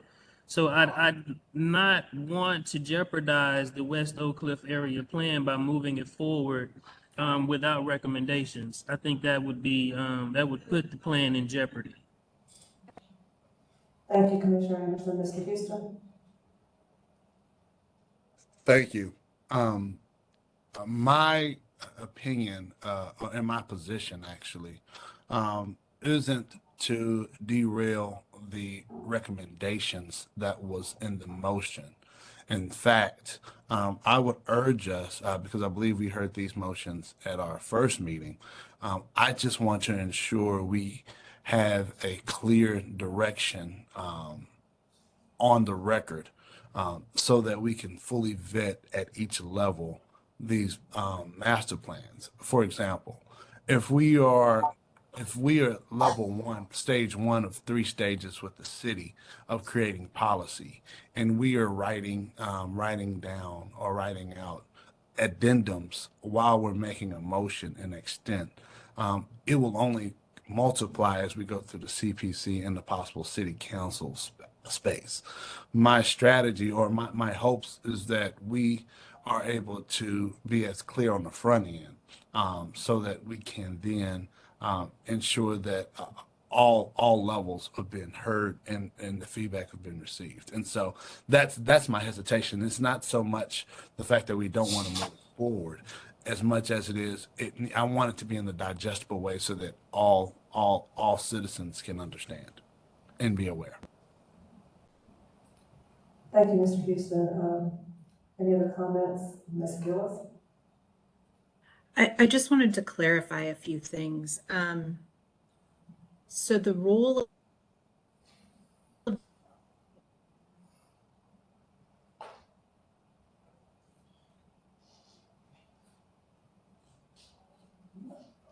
See, we have lost you, audio and visual. While she's attempting to get back on, do any other committee members have comments? Mr. Vice Chair. I'm sorry, Mr. First of all, I'm completely disappointed by the actions of this committee today. This is a complete dereliction of our duty. We had a proposal, no other comments came forward. How we don't move this forward is a complete, again, dereliction of our duty. There is no reason why this shouldn't go forward. We've had hours and hours of testimony. The plan has been hours and hours of people coming together, and we do nothing about this? It's ridiculous. I'm so disappointed with the vote, and we have done nothing to further the Oakcliff community or the City of Dallas. Thank you, Mr. Lopez. I have a few comments to make.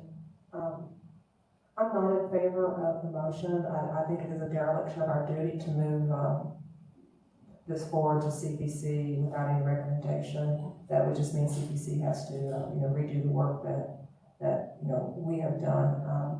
My discomfort with moving, it's not that I don't agree with the amendments to the plan that Chair Rubin made.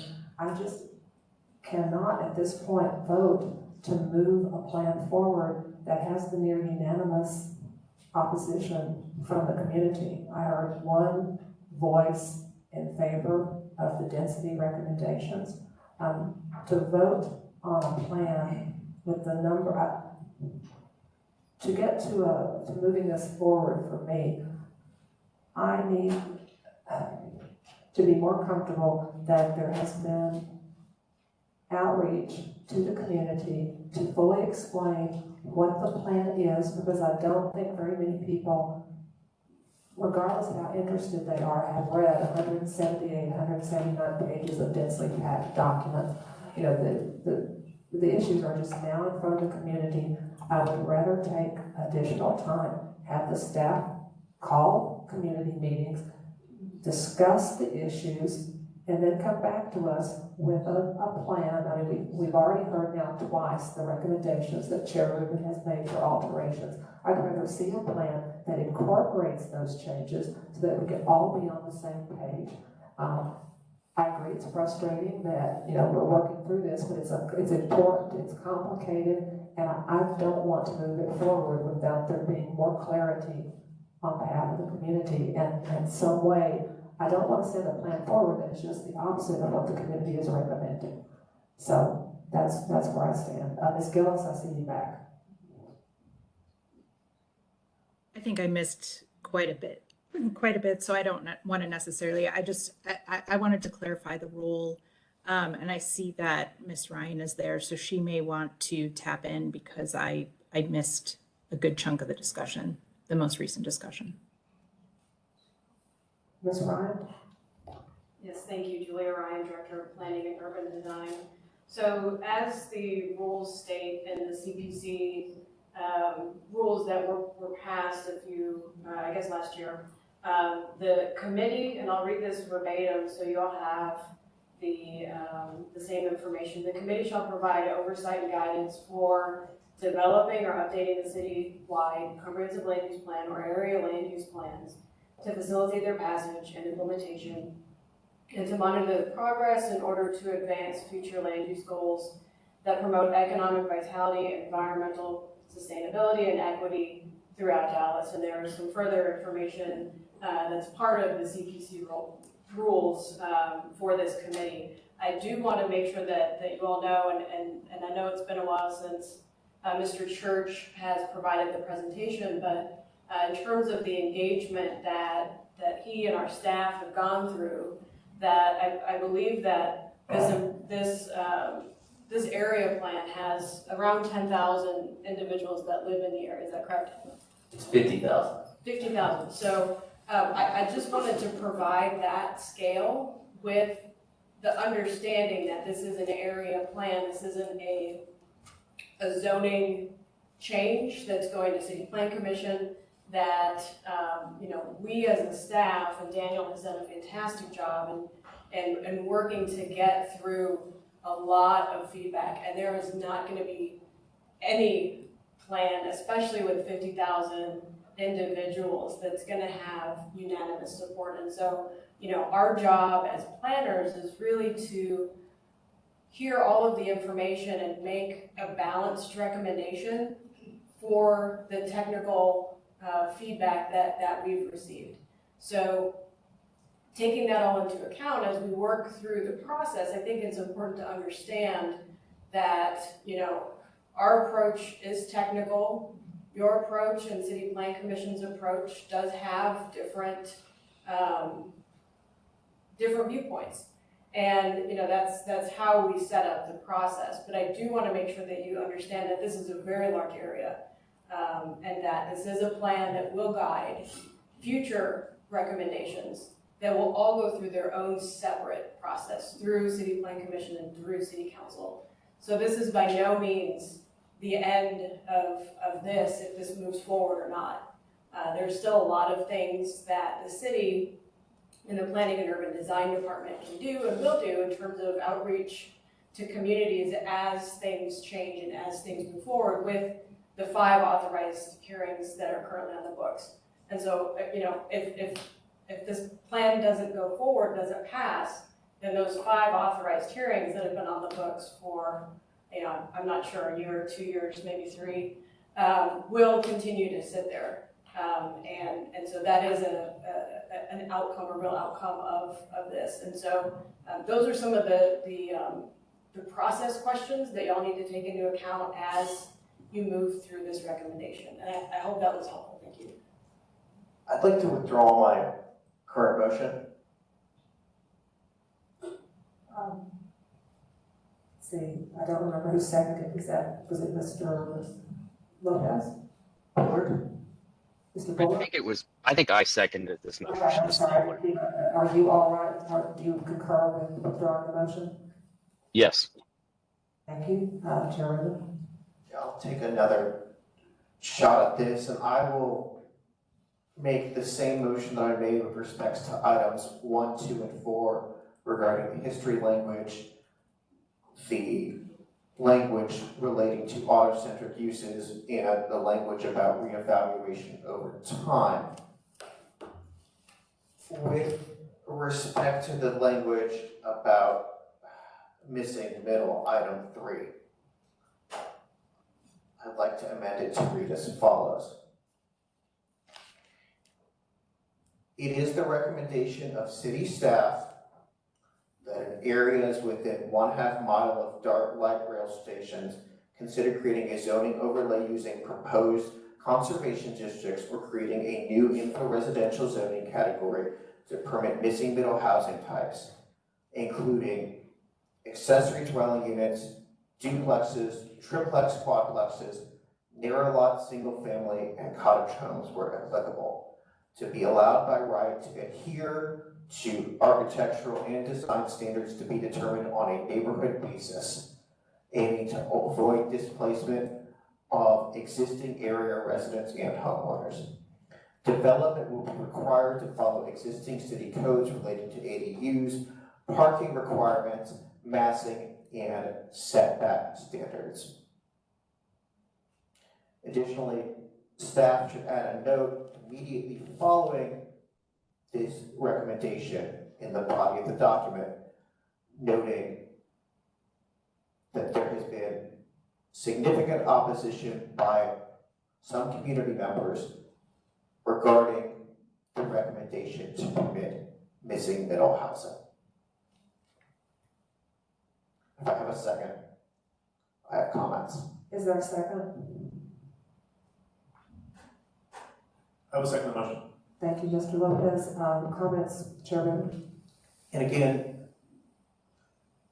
this motion tries to keep in the significant progress that we've made with respect to the auto repair and auto service uses, because I think we've come a long way in that, and I want to make sure that anything that we pass along to CPC has that language in there, in addition to the language about reevaluation and history. And in terms of the missing middle, this shifts the narrative even further to recommend, to reflect the lack of agreement that there has been thus far with respect to the missing middle, and which will allow staff to continue community engagement with respect to the missing middle. It doesn't suggest one way or the other what the ultimate conclusion needs to be in missing middle. Again, this is not a zoning change. It reflects, it clearly identifies the missing middle as something that thus far has been suggested by staff with potentially some support in the community, and it also reflects significant, and I've added the word significant, community opposition to the missing middle. So it allows the conversation to continue at the Plan Commission, at City Council. I'm sure the District 1 Commissioner will be very engaged in trying to get this worked out, and I'm sure at Council, the councilman for District 1 will be very engaged in trying to find a solution on this missing middle. But it allows the work to continue happening, and it doesn't put the thumb on the scale one way or the other in favor of missing middle in these areas near transit. And again, not the entirety of the Vocab area, but just within 1/2 mile of transit. Doesn't put its thumb on the scale, and it allows the conversation to continue. So if Vocab is enacted with this language, again, it's a fresh conversation, but an important conversation that needs to happen with respect to the missing middle when authorized hearings. Chair Rubin. Authorized hearings do happen in the area. Chair Rubin, can I ask a question about that? Absolutely, Mr. Hawkins. Yeah, I believe I can vote on this plan as long as it covers those two things, which were the public comments, displacement, and obviously the auto-centric businesses, which I think the amendment covered as well. Am I correct on that? I think I missed. I'm sorry, I'm not the chair right now. I missed the. I'm sorry. Part. Can you repeat your comment? I'm sorry, I'm having a little trouble hearing. Yes. I said I believe we can move forward with this plan as long as it covers what you just discussed, which is making sure that missing middle doesn't create displacement, which is one of the main points of the public speakers. And also, I believe the language already covers auto-centric businesses and not requiring the existing auto-centric businesses to be changed drastically. Am I correct on that? That is certainly the intent of my motion here today. Thank you, Mr. Hawkins. Does anyone else have a comment? Seeing none, I believe we're ready for a vote. Let's do. I'd like to request a roll call vote. Brent Rubin? Yes. Deborah Carpenter? Yes. Dustin Bullard? Yes. Jasmine Anderson? No. Jerry Hawkins? Yes. Matt Houston? Yes. Peter Goldstein? Yes. Roy Lopez? Yes. That is 7 yeses to 1 no. Motion passes. Back to Chairman. Thank you very much, and thank you to everyone who came out today. We appreciate all your comments and input, and I'm sure the City Plan Commission will be very appreciative of them as well. So I encourage you to continue to stay involved in the process as this moves along to the City Plan Commission. The next item on our agenda is the Hensley Field update. My understanding is that we have someone coming into this room right after us at 11 a.m. So I'm not sure whether we have sufficient time to get to the Hensley Field update. Miss Ryan or another member of staff, do you have input?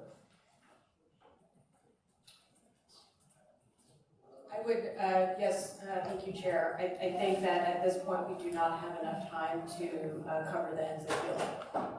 Okay, thank you. And well, we will certainly work that into a future agenda. I know this has been postponed a couple times, but we have work to do with respect to the Vocab. So I guess we'll communicate about when it's best to schedule Hensley Field. And thank you, Mr. Castillo, for getting ready to do this multiple times. And I apologize for any inconvenience that this has caused. Do we have a motion to approve our June 14th minutes? Motion to approve. We have a second?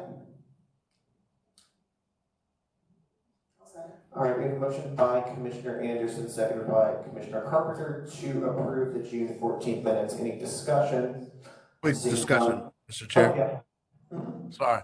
I noticed that on the minutes, even though we did not have quorum, we didn't have discussion from the debate. Should that still be included in our minutes, even though we didn't accept the motion? My understanding is that the minutes both of this committee and of the Plan Commission don't actually include the substance. Okay. They just include the fact that the item was taken up, any motions and votes that occurred on it. Okay. All right, any further discussion? I have a motion by Commissioner Anderson, seconded by Commissioner Carpenter to approve our June 14th minutes. All in favor say aye. Aye. Aye. Nay. The motion carries. All right, and I guess I'll entertain a motion to adjourn. So moved. Second. All right, we have a motion by Commissioner Carpenter, seconded by Mr. Houston to adjourn. Not debatable. All in favor say aye. Any opposed? Nay. The motion carries. It is 10:42 a.m. and club is adjourned. Thank you. Y'all have a good one.